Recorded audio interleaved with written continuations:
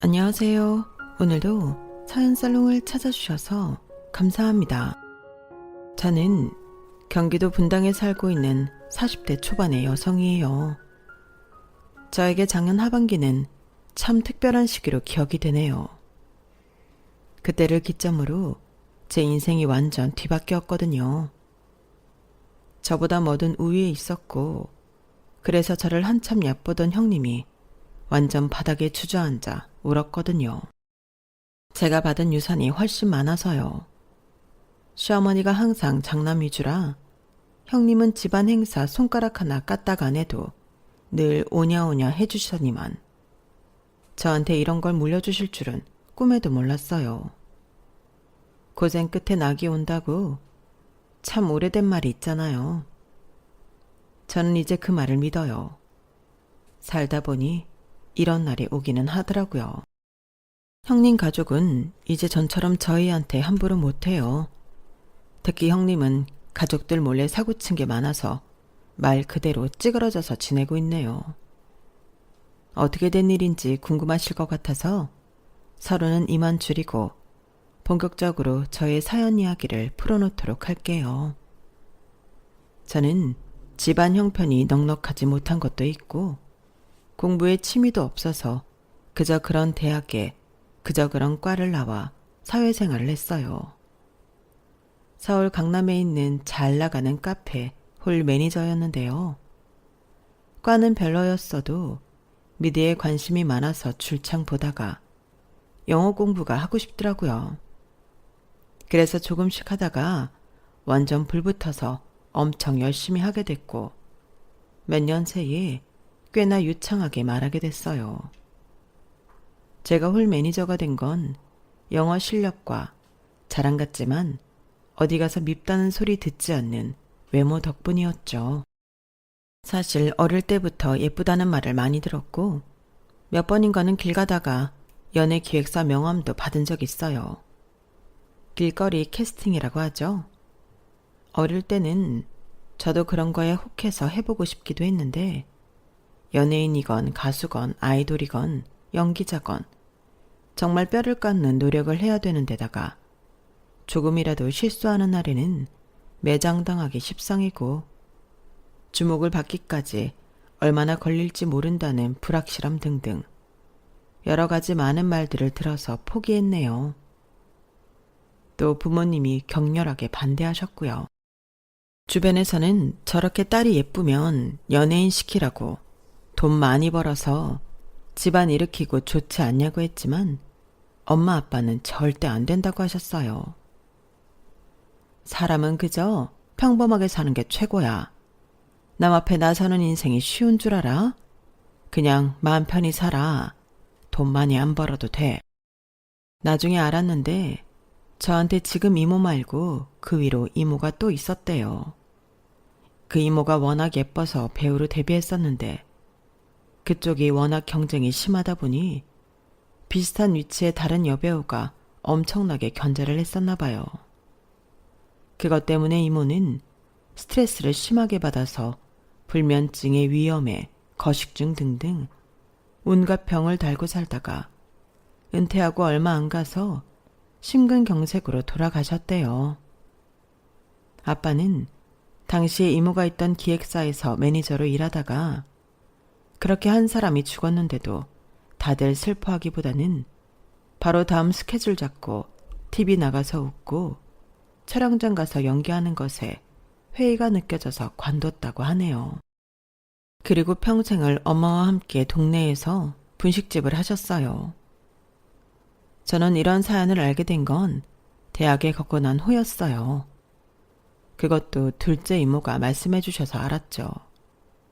저는 그제야 왜 부모님이 그토록 연예계 일하는 걸 반대하셨는지 알겠더라고요. 그리고 저도 깨끗하게 포기했어요. 솔직히 이쁘다고 다 뜨는 것도 아니고요. 제가 TV에 나오는 연예인들만큼 예쁜 건지도 모르겠고요.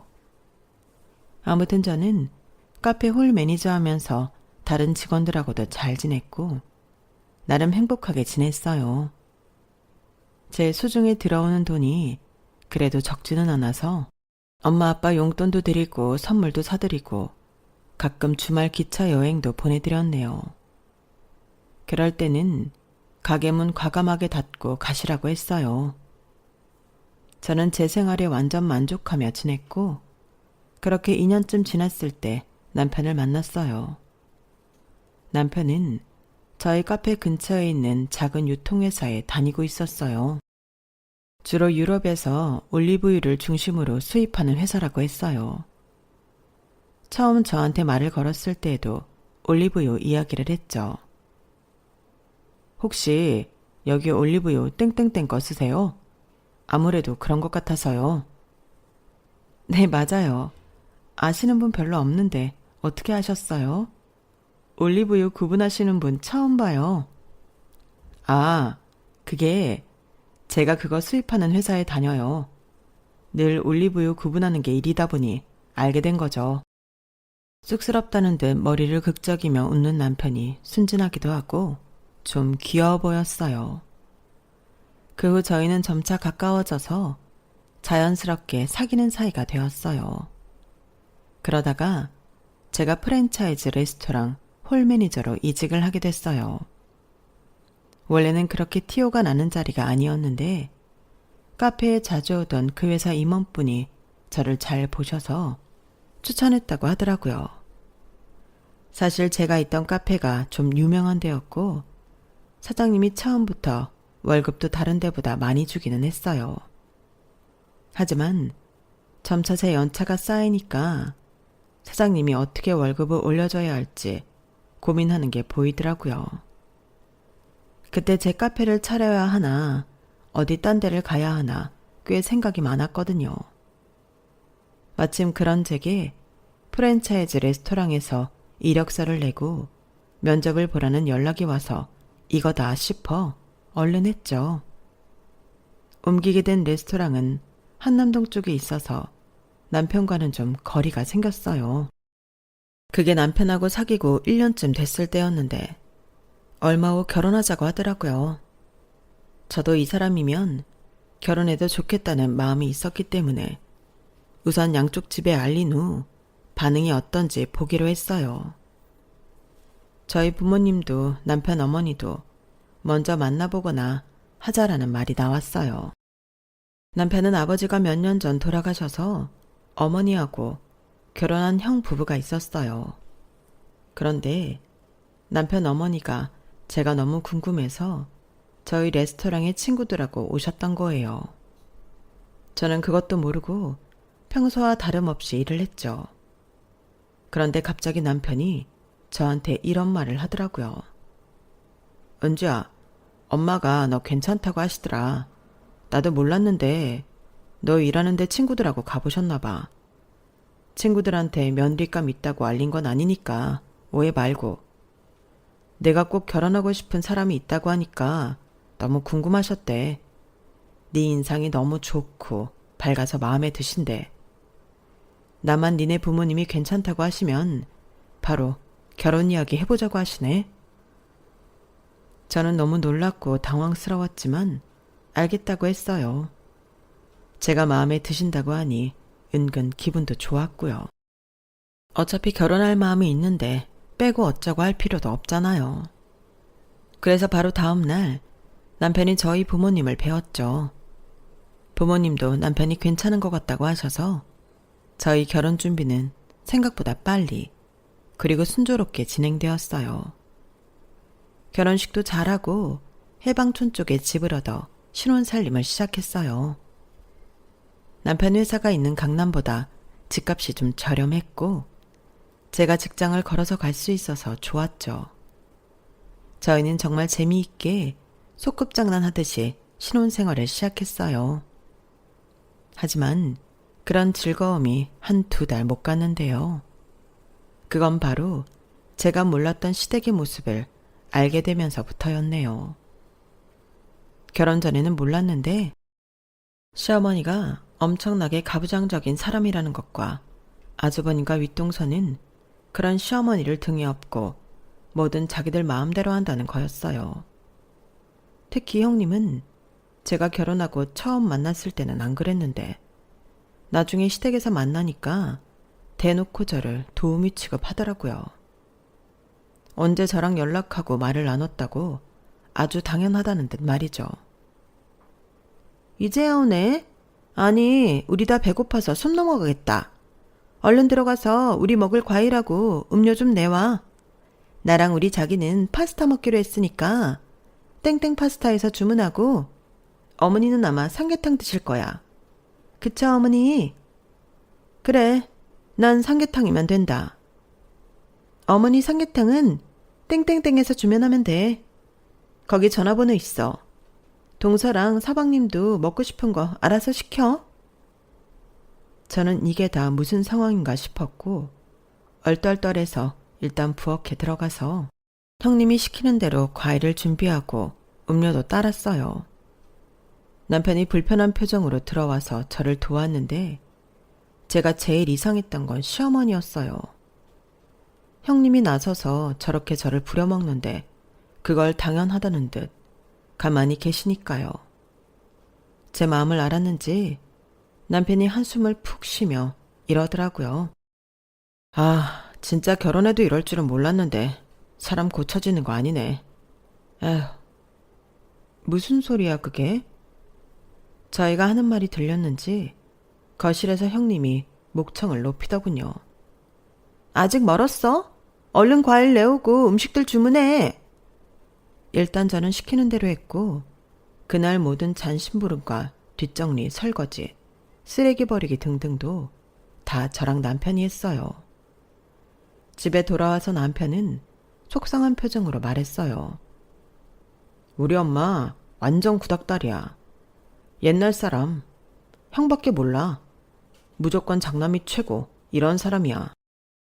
그래도 너 되게 마음에 들어 하시고 먼저 결혼 이야기도 꺼내서 내가 결혼하면 달라질 줄 알았거든. 설마 하니 이렇게 본가에서 처음 다 같이 모이는 날부터 아주 당연하다는데 부려먹을 줄은 나도 몰랐다.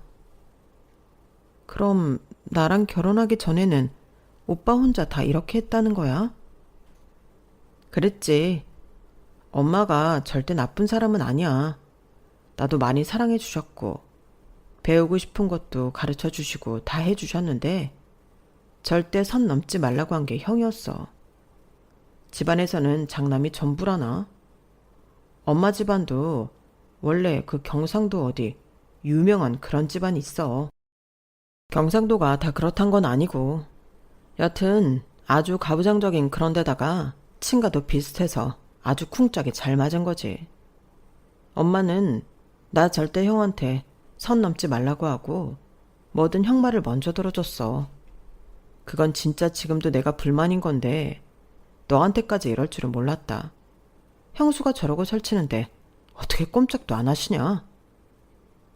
남편이 불쾌해하는 것도 이해가 갔어요. 저도 황당했으니까요. 물론 나이 드신 옛날 분들 장남 위주일 수 있고 집안에서는 형님이 저보다 윗사람이니까 기강 잡는 것도 어느 정도는 이해했어요. 하지만 이건 저랑 남편은 무슨 그 집 머슴하고 부엌대기 같고 나머지는 양반들 같으니 기가 막힌 노릇이었어요. 거기에 더해 형님은 제 학벌과 직업까지 우습게 봤어요. 곁들여 제 외모 평가까지도요. 하지만 아주버님도 시어머니도 그런 걸 제지하거나 뭐라고 하는 걸 본 적이 없었어요. 남편이 불쾌한 티를 내면 조금 눈치를 보는 것 같다가 또 그러고는 했고요. 한 번은 굳이 제가 일하는 곳에 친구와 와서 브런치 메뉴를 먹더라고요. 저는 최대한 예의를 지키고 형님 친구분한테도 인사를 하고 제 권한에서 줄 수 있는 서비스로 신상품 디저트를 직접 갖다 줬어요. 이거 저희 VIP 고객님들께 나가는 용도로 만드는 마카롱하고 아이스크림이에요. 한번 드셔보세요. 좋은 시간 보내시고요. 두 사람은 제 앞에서 웃으며 고맙다고 말했어요. 그런데 제가 돌아서자마자 이런 말들이 들려왔어요. 네 동서가 싹싹하긴 하다. 예쁘고 보니까 일도 잘하는 것 같아. 얼굴값 한다 소리는 안 듣겠는데? 서방님 홀린 게 얼굴값 한 거지 뭐. 아니면 이런 데서 일하는 여자 쳐다나 보겠어? 사람이 재주가 없으면 얼굴이라도 이뻐야 된다는 거 딱 재보면 맞는 말이야. 그래야 먹고 살기라도 하지. 저는 듣고도 모르는 척하고 제 할 일을 했어요. 레스토랑은 제 직장이고 지금껏 제가 쌓아온 커리어가 녹아있는 곳이니까요. 얼굴 때문에 홀 매니저로 뽑혔다느니 하는 억울한 소리는 가끔 시기하는 직원들한테 듣기는 했어요. 하지만 시댁 식구한테, 그것도 저를 함부로 하는 사람한테 들으니 기분이 참 별로더라고요. 저는 모른 척하고 있었지만 속으로는 불쾌하기 짝이 없었어요.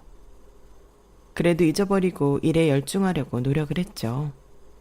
하지만 형님은 곱게 넘어가는 법이 없었어요. 그건 계산할 때 일어난 일이었는데요. 제가 홀 전체를 보고 있는데 카운터 직원이 와서 조용히 말했어요. 매니저님, 혹시 매니저님 가족분 돈 안 받는 거 맞아요? 저분 말씀이 매니저님이 알아서 할 거라고 해서 잠깐 확인하겠다고 했거든요. 그날 형님이 먹은 건 저희 레스토랑에서 제일 비싼 것들이었고 와인도 최고급이었어요.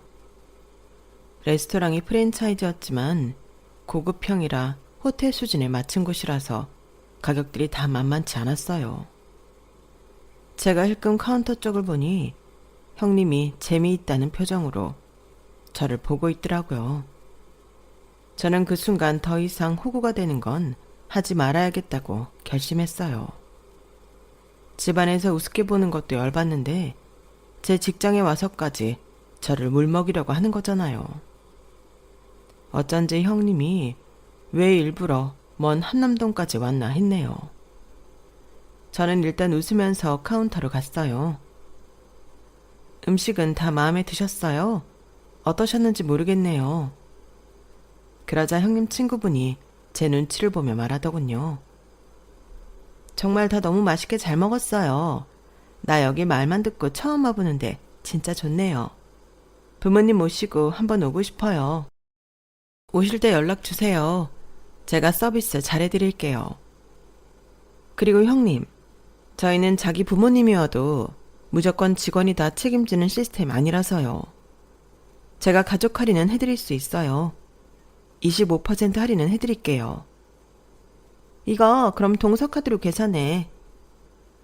저희가 근무 시간에 자리 이탈하면 안 돼서요. 제가 지금 카드가 없거든요. 제 사물함에 있죠. 누가 카드를 근무 시간에 들고 있겠어요. 저희는 그러면 안 돼요. 그러니까 이건 계산하고 가셔야 돼요.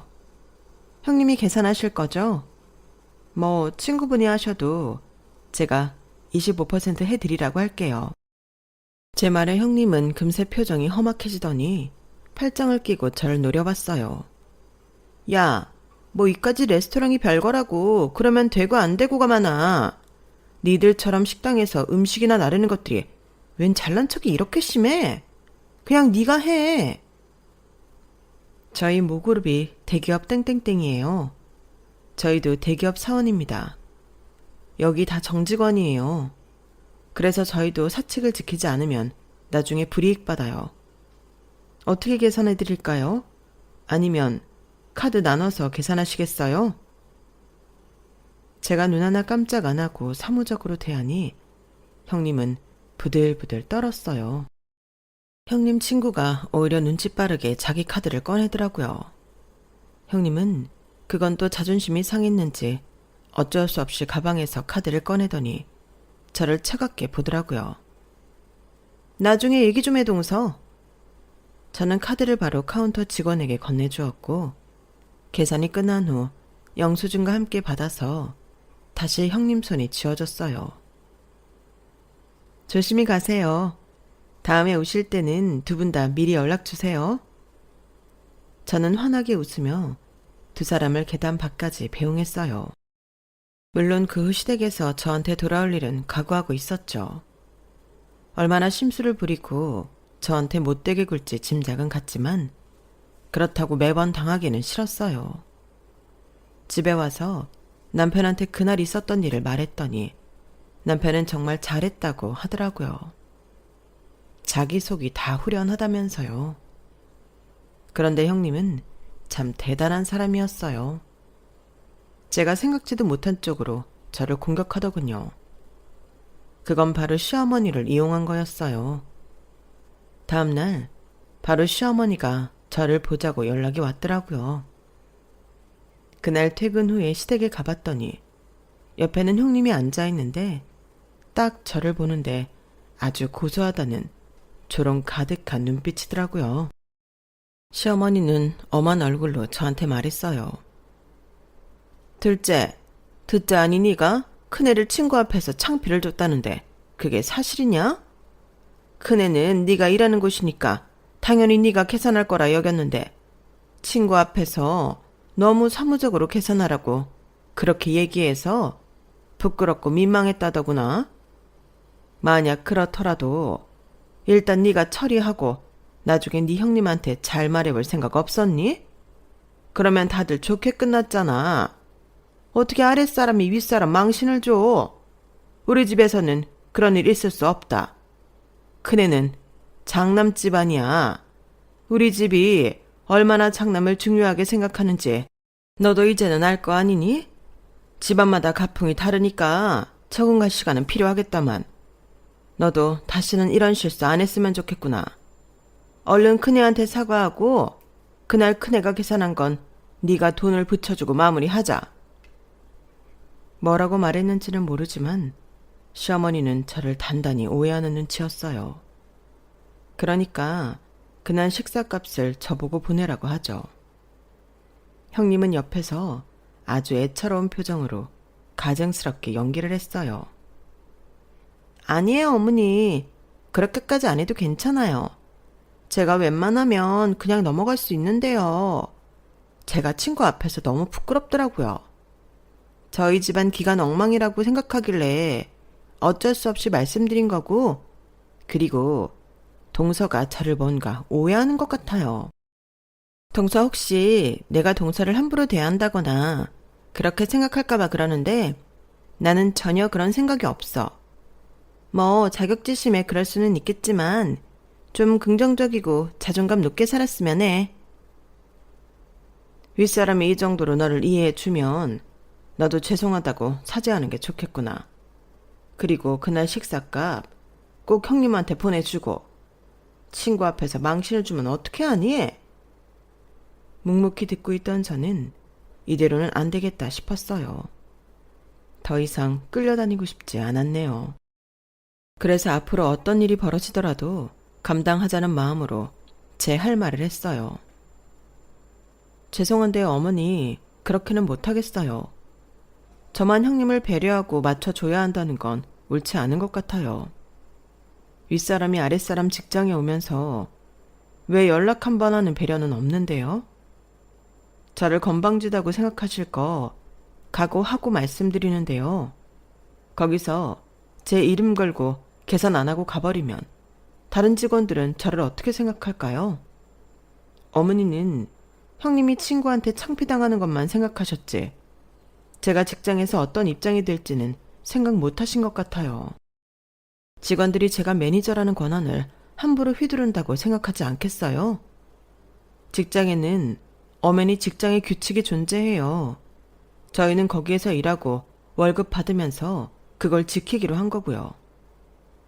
규칙을 지키지 않는 매니저를 어떤 직원이 신뢰할 수 있을까요? 저는 그날 제가 할 수 있는 한도 내에서 최선을 다했어요. 제가 직접 서빙하지 않아도 되는 걸 서빙했고 VIP 고객들한테만 나가는 음식들도 제공했어요. 그리고 사전에 예고 없는 갑작스러운 방문이기는 하지만 제 가족 할인 적용해서 25% 싸게 해드렸고요. 제가 할 수 있는 일을 다 했는데도 제가 잘못했다고 하신다면 저도 사과할 수 없어요. 형님이 저를 당혹스럽게 만든 거는 왜 생각 못 하시는지 모르겠어요. 집안마다 가풍이 있다는 거 아는데요. 아무리 장남이 중요하다고 해도 그 집에 다른 사람들도 감정이 있고 밖에 나가서는 장남 차남 상관없이 그냥 한 인격체예요. 자기 몫을 하는 사람들이라고요. 그렇지 않으면 저희가 밥벌이를 할 수 없겠죠. 사실 저 이해 안 가는 거 많지만 그건 집안일이니 제가 적응하는 겁니다. 그런데 직장에서까지 집안 규칙을 갖다 댈 수는 없어요. 그 점 이해해 주셨으면 좋겠고요.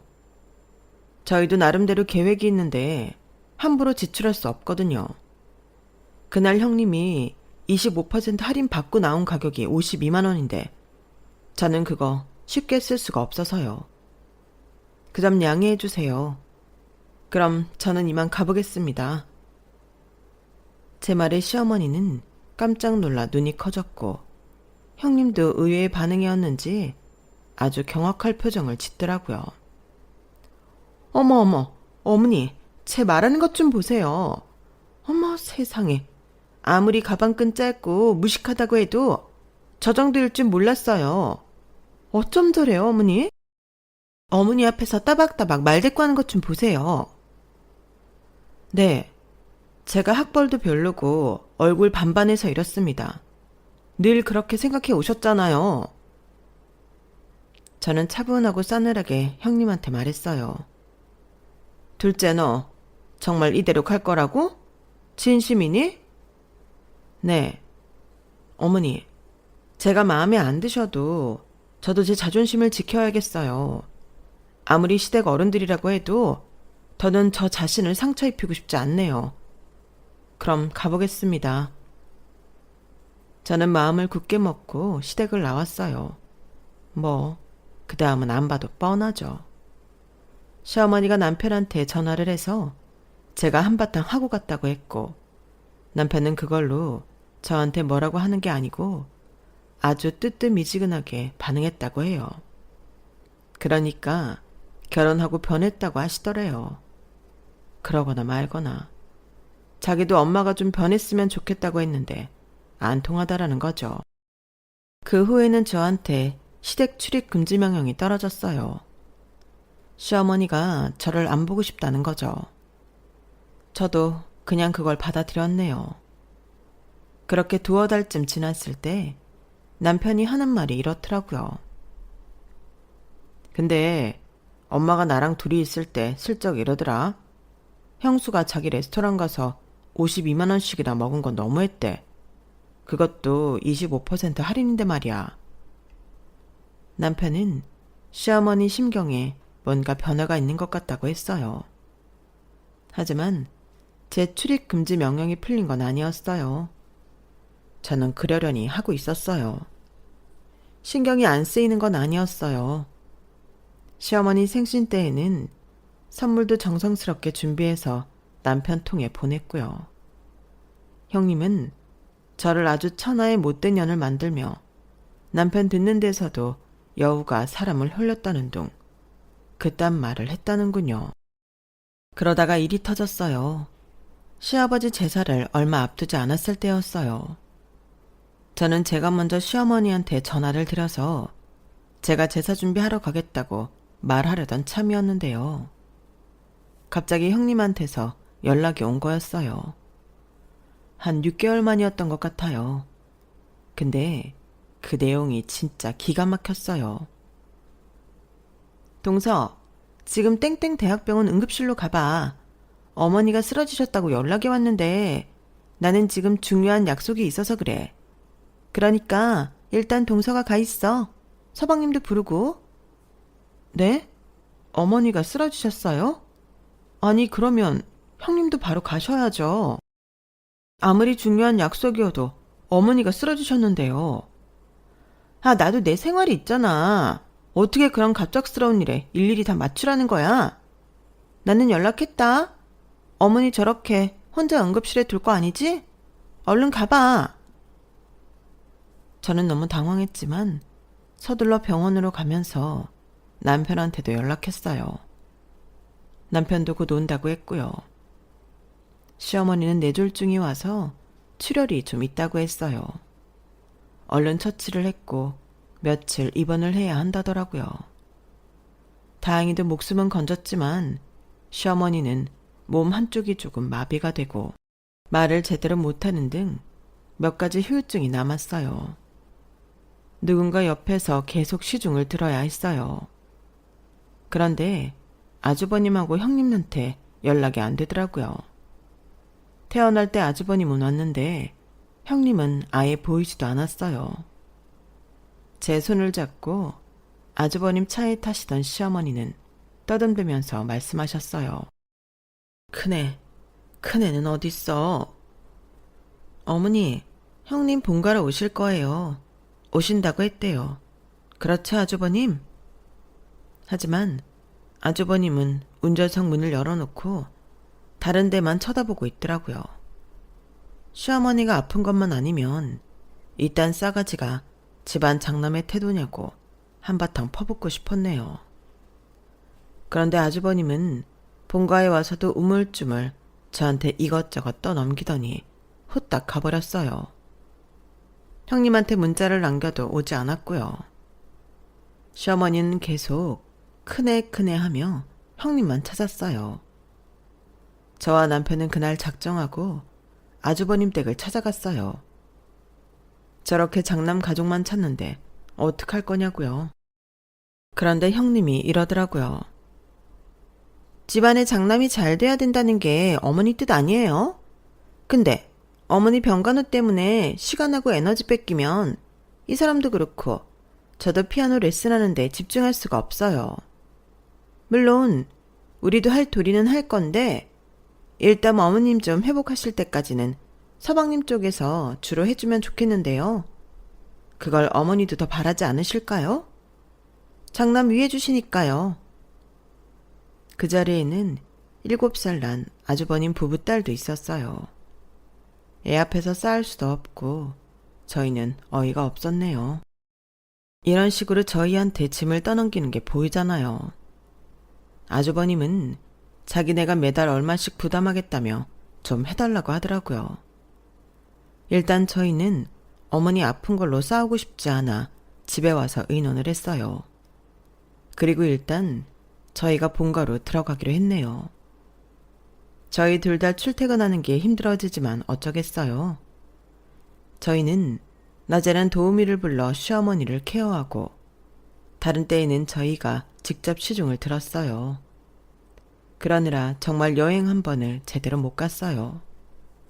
시어머니 옆에 있는 사이에 아들도 태어났고 저는 관리직으로 옮겼다가 코로나 때 회사를 그만두었어요. 당시 상황이 요식업계가 모두 어려울 때이고 저는 사실 진작에 창업을 했어야 하는 사람인데 계속 회사를 다니고 있었거든요. 승진을 하고 사무실에서 자리를 잡는 방법도 있기는 했지만 별로 그러고 싶지는 않았어요. 시어머니 병간호만 아니었으면 팔 걷어붙이고 나서서 창업도 했을 거예요. 하지만 남편도 점점 시어머니 병간호에 지쳐가고 있는데 저까지 밖으로 나가면 안 될 것 같았어요. 아이 육아도 해야 했고요. 아주버님과 형님은 돈은 보냈지만 거의 찾아오지 않았어요. 명절 같은 때에나 시어머니 생신 때는 마지못해 얼굴을 내밀었지만 거의 연락도 없었고 발길을 끊었다고 봐도 무방했죠. 시어머니는 명절만 기다리고 살더라고요.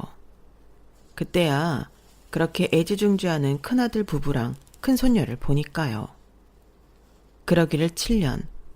저도 제 인생의 꿈은 거진 포기했을 때 시어머니 상태가 악화가 됐어요. 이제 얼마 남지 않은 것 같다고 하자 그제야 아주버님과 형님이 딸을 데리고 우르르 나타나서는 눈물 콧물 짜며 손을 잡고 아주 효부인 척 하더라고요. 저는 가짜나서 뒤에서 지켜보기만 했네요. 그런데 참 시어머니도 시어머니더라고요. 큰아들 사랑이 어찌나 지극하신지 그 와중에도 큰애, 우리 큰아들, 우리 큰손녀 하는데 빈정상했어요. 그동안 자기 옆에 있어준 건 저희 가족이잖아요. 시어머니는 상태가 안 좋다가 잠시 정신이 드셨을 때 형님 손을 꼭 잡더니 이런 말씀을 하셨어요. 내가 벌써 유언장 정리는 다 해놨어. 니들 재산 상속 변호사랑 다 해두었다. 어머니 너무 감사해요. 아프신데 하시느라 얼마나 힘드셨어요. 정말 형님을 한 대 쥐어 받고 싶을 정도로 얄밉더군요. 시어머니는 계속 말을 했어요. 내가 우리 큰아들한테는 강남 아파트 준다고 해놨어. 어머니, 제가 그거 갖고 싶었던 거 알고 계셨군요. 너무 감사해요, 어머니. 형님은 시어머니 손을 꼭 잡고 더 울면서 호들갑을 떨었어요. 시어머니는 멀찍이 있는 저를 보면서 말씀하셨어요. 둘째야, 니들은 경기도에 있는 땅 그거 받으면 된다. 순간 형님과 아주버님 입가에 비웃음이 팍 퍼지는데 와, 진짜 인간들이 이렇게까지 재수없을 수 있나 싶었네요. 저랑 남편은 싸늘하게 서로를 보며 한숨을 쉬었어요. 저희가 알기로 그 경기도는 거의 버려진 땅이었거든요. 물론 평수가 되게 큰데 거기가 계속 묶여 있어서 아무것도 못한다고 들었어요. 거기를 우리 주겠다는 거죠. 30억짜리 강남 아파트는 형님네 주고요. 아픈 와중에도 장남에 대한 시어머니의 극진함은 정말 대단하다 싶었네요. 저희는 그냥 받아들이자 했어요. 어차피 시댁 재산에 크게 기대하지 않기로 했거든요. 그러고 살았고요.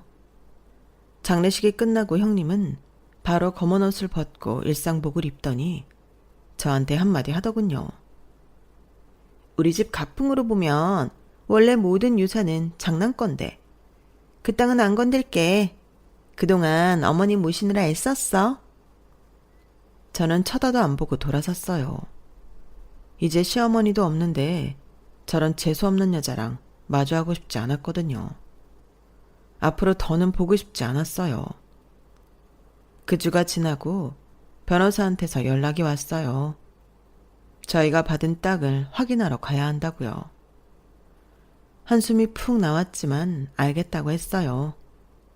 남편하고 농담으로 거기다가 과일 농장이라도 만들까 아니면 닭이라도 키워서 친환경 유정란이라도 먹을까 그런 말을 했었네요. 그리고 변호사를 만나서 갈 날이 되었는데 갑자기 형님한테서 전화가 왔어요. 저는 전화도 안 받고 그냥 길을 나섰어요. 계속 전화며 문자가 오길래 도착할 즈음에 문자를 봤더니 이런 내용이었어요. 동서, 그 땅 거기가 진짜 지금 땡땡 고급 빌라 들어선 데 맞아? 진짜야? 연예인들 많이 산다는 거기 맞냐고? 저는 이 인간이 또 어디서 무슨 소리를 듣고 나한테 이러나 싶어 답도 안 했네요. 그리고 변호사를 만나서 저희 땅이 있다는 곳을 갔는데 맙소사 허허 벌판이라던 곳에 커다란 쇼핑몰이 있고 인근에 주상복합 건물도 있고 그 옆으로 정말 고급 빌라들이 줄지어 있었어요. 이 쇼핑몰 지을 때 시아버지 되시는 분께서 부랴부랴 건축회사 섭외하셔서 빌라를 지으셨어요. 그래서 저기에 교수나 연예인 이런 사람들 많이 사는데요. 저기 빌라 보이시죠? 저거는 분양 안 주고 다 세예요. 저거 온전히 다 받으시는 거고요. 저기 분양 주고서 받았던 돈 든 통장이 이겁니다. 저는 너무 놀라서 어안이 벙벙했어요. 제 손에 받아든 통장의 돈을 보니 이거는 30억이 문제가 아니었어요. 그냥 다 꿈만 같더라고요. 저는 일단 남편한테 전화를 해서 방금 변호사한테 들었던 얘기를 해줬어요. 여사님께서 자기 장례 치를 때까지 철저하게 비밀로 해달라고 하셨어요. 그 땅 개발됐다는 거 아무한테도 말 안 했다고요. 어디라고도 말 안 해서 자식들도 그냥 경기도에 버려진 땅 있는 정도로만 안다고요. 그제야 저와 남편은 시어머니가 마지막에 얼마나 우리한테 마음을 쓰셨는지 알 수 있었어요. 게다가 시어머니 짐을 정리하면서 삐뚤빼뚤하게 쓰신 일기를 발견했는데 거기에는 저와 남편한테 미안하다는 말들로 가득했어요. 시어머니도 후회가 많았던 것 같아요. 단 한 번 제대로 찾아오지 않는 장남 부부를 보고 자기가 건강할 때는 그렇게 입속에 혀처럼 굴던 형님이 전화조차 안 하는 걸 보고 많은 걸 느끼셨나 보더라고요.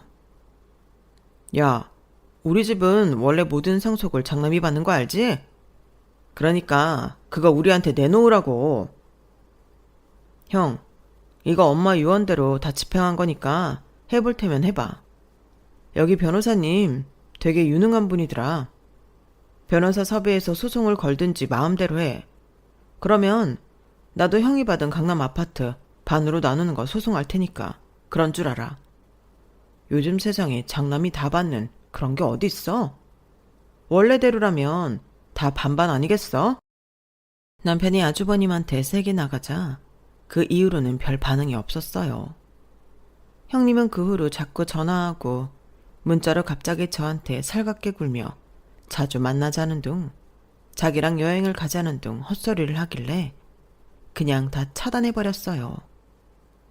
저희는 지금도 시어머니가 살던 집에 그냥 살고 있네요. 제 인생에 이런 큰 돈은 처음이라 얼떨떨한데요. 우리 애 잘 키우는데도 쓰고 남편 퇴직 후를 생각해서 알뜰하고 소중하게 쓸 생각이에요. 저도 브런치 카페를 해보고 싶은데 과연 제가 잘할 수 있을지, 사업성이나 수입은 어떻게 될지 시장 조사를 철저히 해보고서 신중하게 결정할 생각이에요. 막판에 시어머님 덕에 형님 코를 납작하게 해준 것만으로도 속이 다 시원해요. 이래서 사람은 다 자기 한 대로 돌려받는다는 말이 있나 봐요. 저는 정말 그렇다고 생각해요.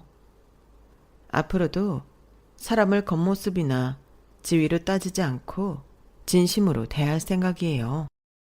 제가 끝까지 시어머니한테 예의를 지켰던 것처럼요.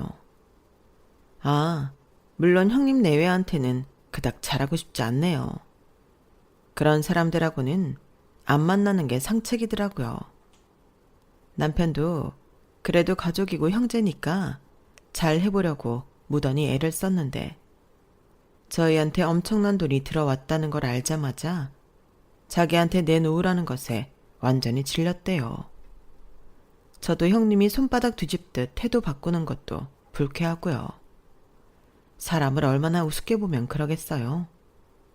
그냥 시아버지 시어머니 제사 다 우리가 모시고 웬만하면 안 보고 살려고 합니다. 그럼 지금까지 제 이야기 들어주셔서 감사해요. 다들 행복하고 건강하세요.